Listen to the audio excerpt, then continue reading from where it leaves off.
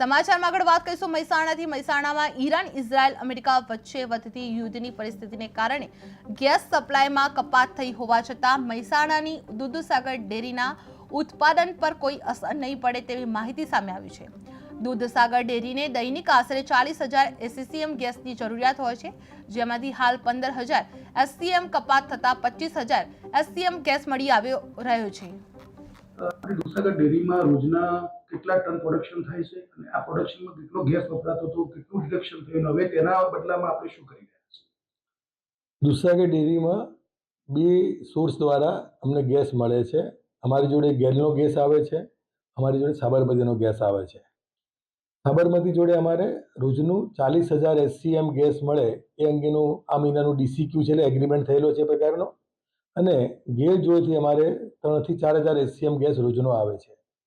હાલની આ જે યુદ્ધની પરિસ્થિતિ સર્જાઈ છે એની અંદર સાબરમતીએ જે 40,000 એસસીએમ ગેસ અમે વાપરતા હતા એમાં ઘટાડો કરવા માટે અમને જાણ કરેલી એમને, અને અત્યારે એ લોકો રોજનો 25,000 એસસીએમ ગેસ અમને આપે છે, જેના કારણે જે અમારા સ્ટીમ ઉત્પાદન કરતા બોઇલરો હતા એ બોઇલરોને અમે ફર્નેસ ઓઇલ પર કન્વર્ટ કરી દીધા છે।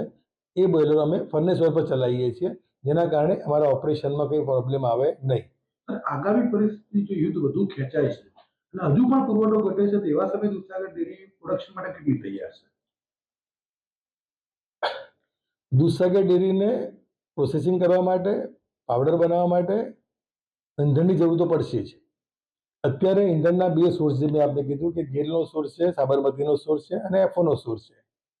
દેશની અંદર અત્યારે જે ગેસ એફઓ અવેલેબલ છે, નજીકના ભવિષ્યમાં એવું કંઈ દેખાતું નથી, પણ છતાં જો સદંતર ન આવે તો એ કિસ્સાની અંદર અમારે ત્યાં અમે એક સોલિડ ફ્યુલ બોઇલર પર નાખી રહ્યા છીએ, જેનું અત્યારે કમિશનિંગ ટ્રાયલ ચાલુ છે।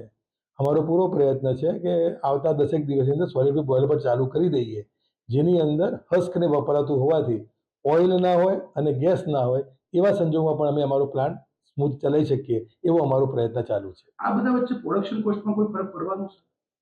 અત્યારે ગેસનો જે ભાવ છે અથવા ફર્નેસ ઓઇલનો જે ભાવ છે અને એની જે કેલોરીફિક વેલ્યુ હોય છે એ જોતા લગભગ કોસ્ટનીમાં બહુ મોટો ફરક પડતો હોતો નથી। સોલિડ ફ્યુલ બોઇલરમાં કોસ્ટ અમારી ઘટશે, એ માટે અમે નવું પ્લાન્ટ છે એનો પ્રયત્ન ચાલુ છે। સોલિડ ફ્યુલ બોઇલર જો ચાલુ થઈ જશે એમાં કોસ્ટમાં ઘટાડો થવાનો છે। આપણી દૂધસાગર ડેરીમાં રોજના કેટલા ટન પ્રોડક્શન થાય છે અને આ પ્રોડક્શનમાં કેટલો ગેસ વપરાતો હતો, કેટલું રિડક્શન થયું, હવે તેના બદલામાં આપણે